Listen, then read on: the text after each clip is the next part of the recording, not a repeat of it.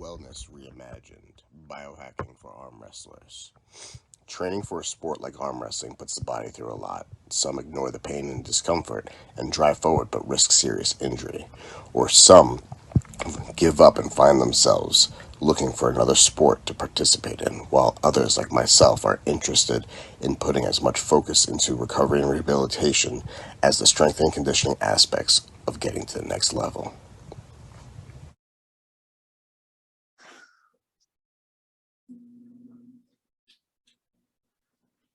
All right. Thank you, ladies and gentlemen, for joining another episode of Wellness Reimagined, biohacking for arm wrestlers. Today we got a little something different going on. I have my buddy Roger here, who's an arm wrestler that has a lot of need for a lot of recovery services in his life right now due to something that had happened to him. We're going to go ahead and jump into that in a moment. But before we talk about what happened and why he needs some more recovery in his life, Roger, take a moment, introduce yourself, tell our viewers who you are, how long you've been pulling, and what do you do for a living? Well, Daniel, my name is Roger Learned. I've been pulling a little bit shy of 4 years, and I was doing construction until I broke my arm, so I've been kind of laid up for the past month now, a little bit over. So, okay, you broke your arm. Tell us, how did this happen? Well, I went to a tournament hosted by Mike Brisman, who is a good friend. He was hosting a tournament in Long Island, and it was the last week of May, I believe. And I had a match, a good war with Doug Allen in my weight class. Won the first round. I thought I was going to be able to handle the second round with him in the finals, but I guess he had a lot of power, and I did not lay down like I should have, and I fought it the whole way, and just pride and stubbornness pretty much broke my own arm. That is a rough injury to have in any world that any of us live in, especially with arm wrestling. Kind of, maybe a prominent arm. You're prominent arm because you're prominent lefty, right? Yeah, I'm a dominant left. Okay. Now, before this injury, were you doing any like self-care practices? I've known it was injured for about 6 months, I would say, prior to the actual break, and it limited my hook, my cupping, I would say. So pretty much my side pressure, my cup was it was obsolete. It was gone. So pretty much I had just a top roll left on the left, and I thought just doing top roll would not, I guess, fester up the wound that was already there. I was hoping it was just a tendon, micro tear in the tendon, but it was obviously a bone problem, and I've laid off of it for about 2 weeks prior to the event in Long Island, and I thought that was long enough, but no, not for that one. It's definitely a rough experience. So now, where did the actual like when it happened? Where did you feel the pain, and where do you feel the pain today, if you are feeling anything? Well, when it happened initially, it was right at the elbow, right here. The whole pain has been this along this muscle right here the whole time, so that's pretty much what limited my side pressure getting into the hook on that arm.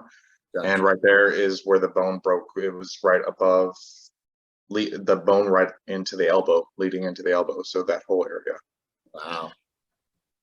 Now, how would you describe the pain to somebody who's never experienced something like this before? Honestly, it wasn't really that painful. I was thinking it was a tendon pop because I've never broken a bone prior to this, so I didn't know what to expect, if I ever broke a bone. But it wasn't painful. I either shock set in or just the adrenaline rush. It wasn't too bad. It was just the lack of having power in the arm Yeah. that it stopped right off the bat. Wow. Yeah. So what kind of movement can you now do with that arm? Like, what's your range of motion that you have availability, and the quality of movement as well? Well, I mean, I can't extend all the way, but I mean, I can go pretty much. There's a little cock still, in my opinion, but everything is good up until I extend all the way. My bicep is still a little tender when I extend it. But other than that, I really don't have any pain. I mean, it's been smooth and it's healing up pretty good. So after you got your surgery, what kind of self-care that you have been doing up until this point? Oh, vegging out on the couch and moping. I mean, for about 2 weeks. I was pretty depressed because, I mean, like I said, my left arm is my writing arm. I mean, it limited me to a lot, and I didn't realize how much. I couldn't even sign my own name at the hospital. It was pretty discouraging. And I don't know, for a little bit prior to the Keystones, I would say a week prior to that, I really didn't have a drive. I was really bummed out because I thought that, you know, I'd wash up, you know, I wouldn't come back fully because having a metal plate in your elbow, it doesn't feel natural anymore. It feels numb. I don't know what it's going to feel like, you know, in a year from now. And it's always concerning. I couldn't even imagine that feeling of just the unknown as to what's to come down your way. What is your current like short-term goals for your recovery process? I'm ready to hit in 8 more weeks. I'm going to put it back on weights, and I'm going to just slowly just work from 20 pounds up to see where I can get my motion from. And I'm just excited to get to that stage. Right now, it's just pretty much waiting for the bone to mend completely. Have you taken any, research or investigation on different sort of services you can take advantage of now to help accelerate that process or strengthen that process? I take a lot of seashell calcium and vitamin D, I believe. D3 is what I got right now. So I'm pretty much loading that up every day. I do about 1,500 milligrams of calcium, two in the morning, one at night. Yeah, so pretty much I'm just doing the basics. The doctor recommended calcium and vitamin D for it, so that's pretty much what I'm doing. Okay. Now I know I've done a lot of talks in previous episodes about cryotherapy and float therapy. Would you ever consider doing those things to help yourself out with that? I'm definitely always down to try something. I mean, I'm never a stickler to say no. If it's got benefits, I'm always down. It's just my situation is I hear that like all these treatments are thousands of dollars, and it always scares me off from doing research on it to you know, put myself into it because I don't want to get all my hopes into it and looking at that price and be like, I can't afford $3,000, you know, for right now at least. So it's always a downside. Definitely, price can be a huge deterrent as to us taking care of ourselves and better care of ourselves. Listen, I get that. What I am trying to do with my channel is help find these providers that have these services and have these options at more affordable rates now for people like the average Joes like you and myself. Well, I'm not making crazy money. I can't afford thousands of dollars for a service like this. So what we're gonna probably try to get you to do is see, I believe, how far away from Allentown, Pennsylvania are you? So one of the things that I'm trying to do, as I said before, is that I've been talking a lot about cryotherapy and other options. I happen to know a provider for the pressurized cryotherapy that helps eradicate inflammation and accelerate the body's natural healing process. Maybe if they can help you out in that regard. I do know that their pricing is not the worst pricing out there. It's not thousands of dollars. It's actually closer. It's under $100 for a service. So I will see what I can do about getting you connected with this individual so that maybe we can help you out and recover a little stronger, faster, and feel a little bit more confident about your whole entire process. Definitely interested in that. So what are your long-term goals if everything, knock on wood, all prayers are out there that everything goes smoothly and accordingly to plan? What are your long-term goals with the sport and with your own self? Honestly, to dominate 242s. There is no sidetracking it. I mean, my left arm might be on the sidelines right now, but my right, it's definitely stepping up. You know, it was my weak arm for a while, and now it's it's definitely doing good. I mean, it's training good. It's feeling good. It just, I wish it had the gas that my left had. I mean, it definitely fatigues faster. Like after pulls, I'm dead after pulls, and so everybody can tee off on me, and I feel weak. But when it comes down to the tournament, it's ready to hit. I will say I watched your performance of Keystones men right-handed. You couldn't tell it wasn't your dominant arm. The rest of the people who were watching, they knew that, they were all like cringing a little bit in fear of you hurting yourself further, and you pulled out on top on a very, very strong level too. So and kudos to that, man. Bravo, great work. So good. With that being said, you're right. Climbing as quickly as it is, Rome wasn't built in a day. So, just I guess have a little patience. You'll get the gas there. I'm experiencing the same thing with my left arm. Where my left, it wasn't nearly as strong as my right, and all of a sudden it's just starting to wake up. So I can appreciate that. So during your what has been your favorite activity that you've been doing to pass the time for yourself? Honestly, it's my table. I have my table right in between the living room and the kitchen in my apartment. So I have the pulley system set up on it. I got the wrist wrench on it. The pretty much just doing that. I mean, it's my spare time. That's all I do is just train up and just try to figure out where I can make a mark in the sport, because that's how you make yourself relevant, is just taking down the bigger fish, I guess, on the list. Absolutely, man.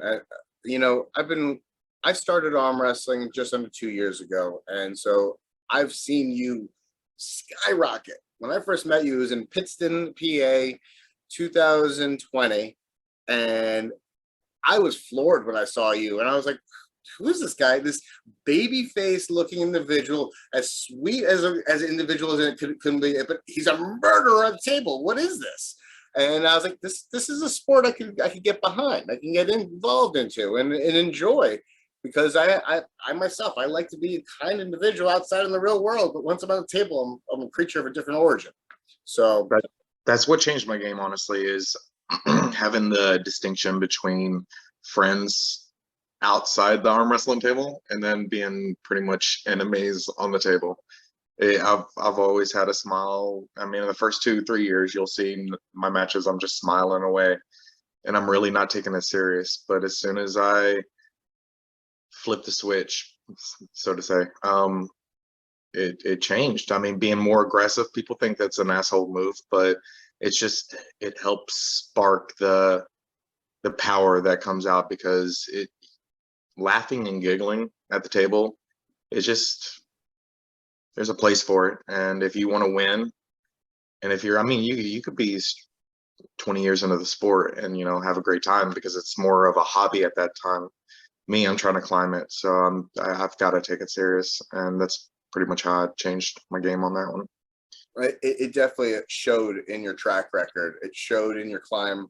The last 2 years of your career in arm wrestling has really shown your dedication, because you and your other half, Jennifer, have traveled all across the nation, everywhere, taking amazing photos, taking down big dudes, and just making a path of inspiration, if you don't mind me saying, for people like myself who sit there and say, hey, wait, I remember when he was just climbing and now he's skyrocketing. It just shows that if you put in the work, you get the results. Yeah, the coronavirus just it switched the game up. It made where everything shut down and everybody was scared to go arm wrestle. It made me want to go arm wrestle. Not the coronavirus itself, but just the lack of I don't know. I don't live in fear, so I try to let that drive me. Well, when we get all like shut off from the world, we strive to get that connection, that human connection. And what's better than the arm wrestling community to provide that? That human connection that we gain in our community is second to none, in my opinion. I often compare it to the similarities with a fireman's house meets a motorcycle club. with a lot less illegal activity. Right. Good way of putting it. But it's like, it's a brotherhood, it's a familyhood, it's a sisterhood. Everybody really does come together for one goal, and it's just to be together. And some of us take it a little more seriously, and we make it more of a culture, if you may. And people like yourself is what attracted me to even start doing something like this, and inspired me to create this channel, because I felt that we have a voice that the world needs to hear, and somebody needs to put the microphone in front of us. It's an honor for you to say that, Daniel. It's an absolute pleasure. So where can our viewers see you next? Where are they going to find you next? This weekend would be my next there. Nitro is having a practice for his birthday this weekend in Pittston. So Okay. if anyone can come out, definitely come out. I'm going to be there all night to pull. So Awesome. And then where can they find you on social media if they wanted to? Team Learn on Instagram, and Roger Bailey Learned on Facebook, and then YouTube is under my name also. So I mean, my YouTube is not really, it's stagnant. I really haven't put a video up, but TikTok, I've kind of cranked that one up a little bit, trying to climb that one up, but slow. I'll make sure I include all the links down below. Be sure to like, share, and subscribe to the channel, and stay tuned for the next episode of Wellness Reimagined with the Nightmare.